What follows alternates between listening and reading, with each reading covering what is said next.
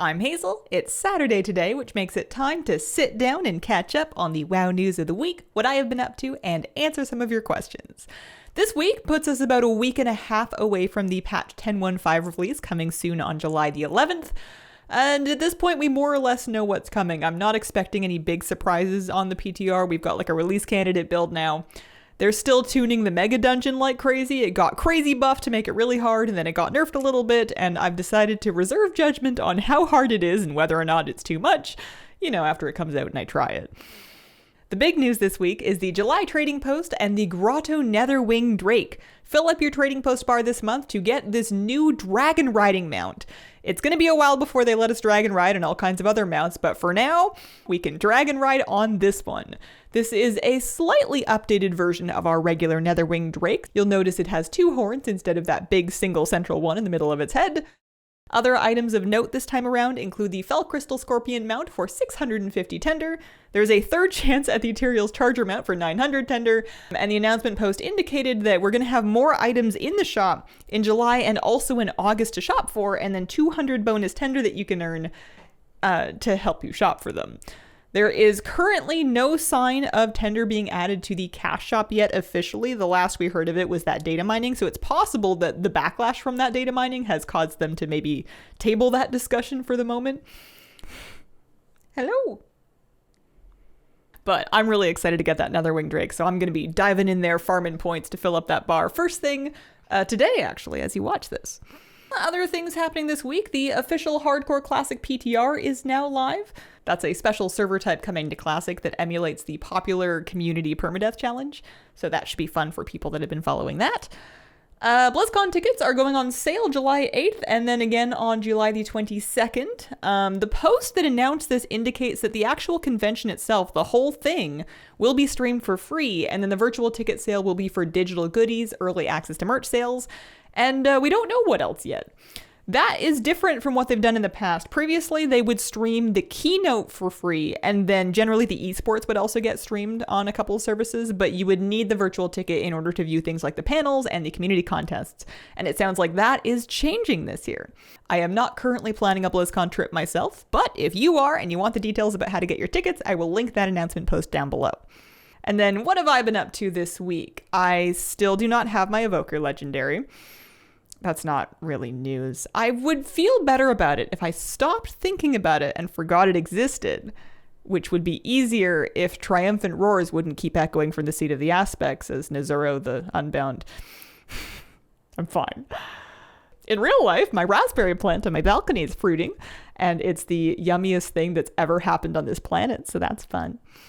And questions for this week, Luke Smith wants to know, was there any particular reason you swapped from using an Orbweaver/Tartarus gamepad to using your keyboard? I love my gamepad, but they're so hard to find. Razer seems to be the only one who makes them anymore.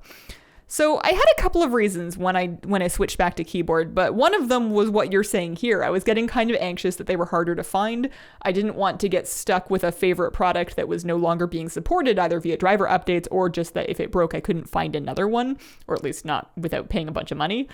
I also just kind of wanted one less thing on my desk. I do find that I kind of miss having the joystick for movement whenever I find myself needing to move while also doing damage or hitting healing buttons, but outside of that, I've gotten quite comfy with the keyboard again. I think the first time I tried to game on WoW with the keyboard was much earlier in my gaming life, and I wasn't as used to things like modifiers yet. And this time around, I've set up my bars and my keybinds in a way where I have more than enough spots for everything, even just with the keyboard. I think the first time that I started playing WoW, I was looking at all the buttons that I could possibly have, and I was looking at my keyboard, and I was like, there's just no way. There's not enough. How does anyone do this? And I just assumed I would need a product for it, which was how I got into gamepads in the first place. And then Sylvie wants to know, raid healing sounds fun, but it scares the living daylights out of me. Any tips?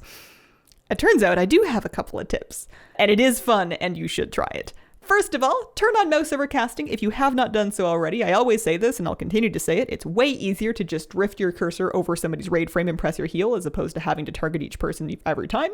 Queue up for Nelafar, and remember that you're not the only healer in there, so it does not all fall upon your single shoulders.